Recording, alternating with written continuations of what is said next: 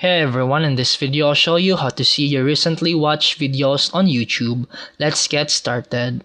First, open your browser and go to youtube.com. Make sure you're signed in to your YouTube account. Your watch history is linked to your account, so you'll need to be logged in to see it. Once you're on the YouTube homepage, look at the menu at the left side of the screen, then click History. Here you'll see a full list of all the videos you've recently watched.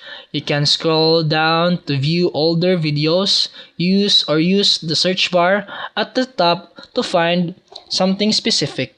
If you want to remove a video, just hover over it and click the X icon.